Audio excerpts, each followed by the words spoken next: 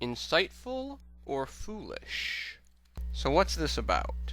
This is my attempt at a new discussion series for the channel.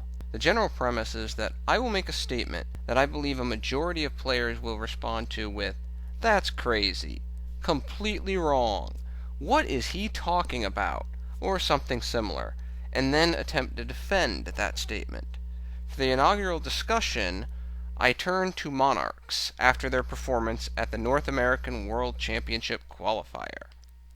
Even before their victory at the 2016 NAWCQ, numerous voices in the Yu-Gi-Oh community have contested that Monarchs are too powerful and need to see some ban-list treatment. The cards that draw the most ire are Pantheism first and Domain second. The reason for these feelings is quite obvious, for when activated, Pantheism is at least a +1 thanks to its graveyard banish effect that can be activated immediately, that frequently sets up more advantage in plussing for the Monarch player in that very same turn. Worse yet, the graveyard effect of Idea makes recycling Pantheism jokingly easy. Domain has 3 nasty effects in the ability to restrict extra deck summoning, reduce 2 tribute monsters to single tribute monsters while retaining their 2 tribute monster effect nastiness, so to speak, and allows attacking Monarchs to hit over almost any target with that additional 800 attack. There is smaller momentum and interest in hitting Aether and Monarch Stormforth due to their ability to interrupt opponent plays and easily remove high-quality opponent monsters while feeding their own advantage. However, what if I told you that only one single card needs to be banned to effectively reduce the competitiveness of Monarchs without completely decimating the deck? Crazy, right? So with that said, the insightful or foolish statement for this discussion: banning the Prime Monarch is the only action that needs to be taken to lower the competitiveness of Monarchs in the TCG without killing the deck. So where do I start in the justification of that crazy statement? Obviously, the first point of argument is the Prime Monarch is able to produce almost free tribute fodder, significantly increasing the summoning probability of either single tribute monsters or 2 tribute monsters like the newest generation of Monarchs. In combination with Domain, it is quite difficult to have a brick hand with Prime in the graveyard. Even without Domain, assume it's banned. The continued existence of Prime would still allow for the significant summoning efficiency after a small deck design change, adding a few more vassals like Landrobe and Mithra. Take away Prime, and without that, almost every turn free summons thanks to the dumping effect of Aether, Erebus, and smaller effect the feed that Pantheism gives when you discard to the graveyard to activate it. The deck struggles to maintain its every turn summons consistency, relying almost exclusively on the Squires, Idea and Eidos, for placing reliance on vassals to produce similar summoning consistency is questionable, even with Domain on the field, and hurts efficiency. One effect that some people tend not to see often is Prime's back row. "I'm actually a trap here" effect, but even though it does not come up every duel, does not mean that it is not impressive.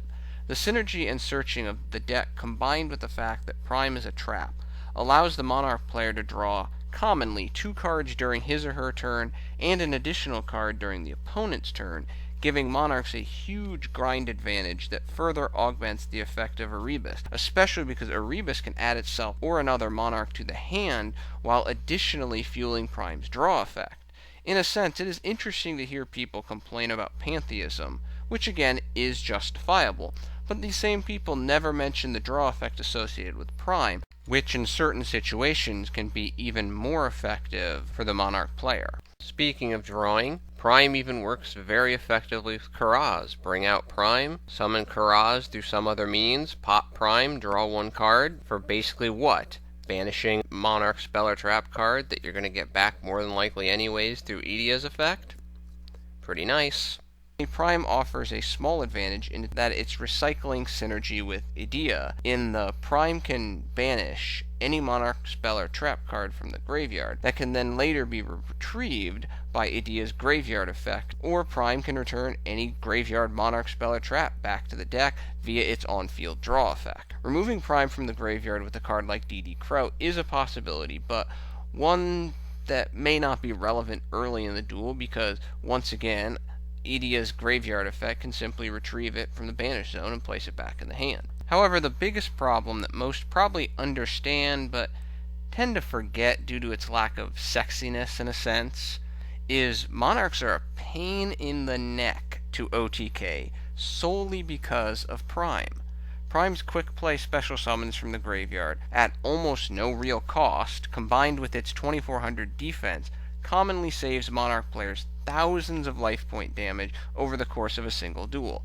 This effect turns a duel that should have ended on turn 4 with the Monarch player losing to a duel that ends on turn 11 with the Monarch player winning. This reality is especially pertinent to anyone who runs a rogue deck, as most may be able to field a 2450 plus attack point monster once or twice, thus making victory against Monarchs even more difficult, without even considering the role of Domain and its potential domain lock. Even when a player is able to destroy Prime, it robs that player of thousands of damage due to Prime acting as a wall for that 2450 plus attack point monster. In short, this damage sponge effect of Prime is actually the most valuable effect of any card in the Monarch deck, because it heavily restricts the ability of the opponent to OTK Monarch decks, which inherently turns the duel into a quasi-grind, if not an outright grind, which, thanks to the effects of monsters like Erebus and Aether, such a change in the duel dynamic is a significant advantage to the Monarch player. Take Prime away, and Monarch players have one of two choices. First, be more inventive in their deck designs to avoid the OTK due to the general lack of Monarchs to produce lasting field presence, which will hurt the synergy of the deck and its overall efficiency. Second, they have to risk being OTK'd at a higher probability, which will obviously reduce their winning percentage.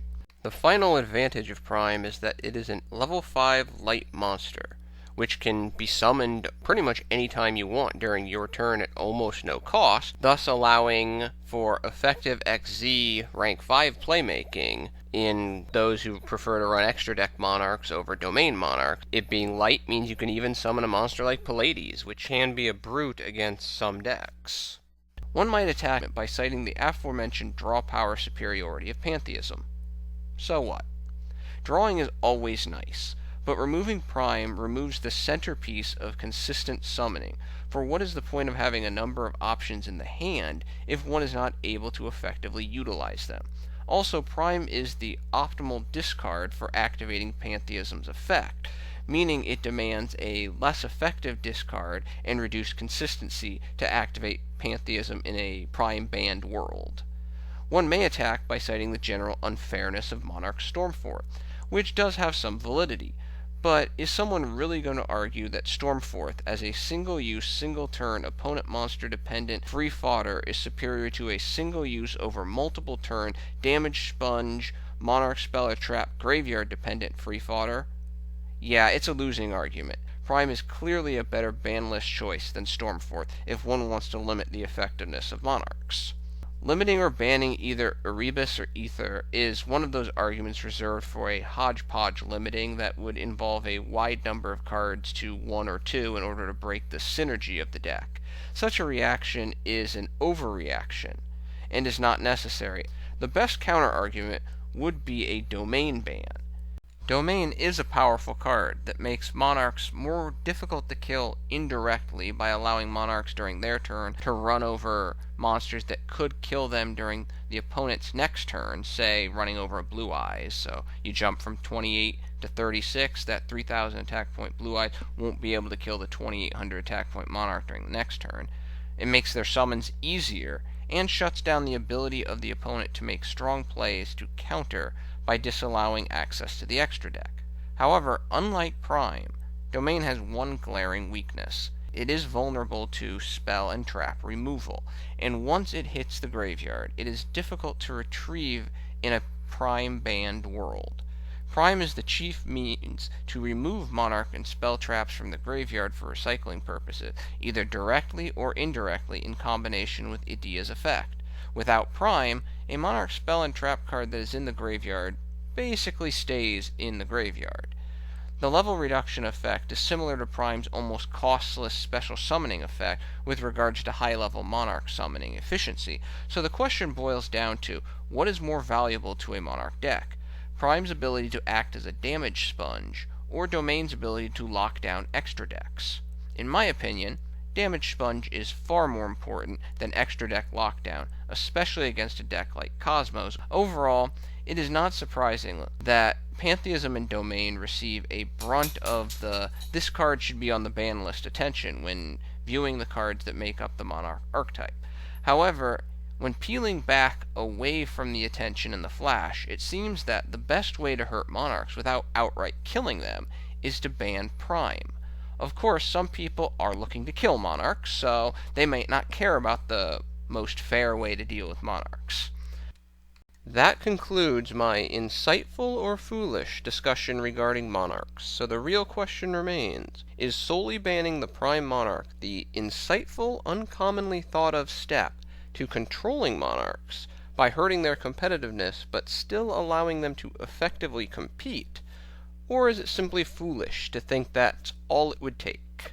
Well, we all know where I stand. Thank you for your attention and your time. I'm out.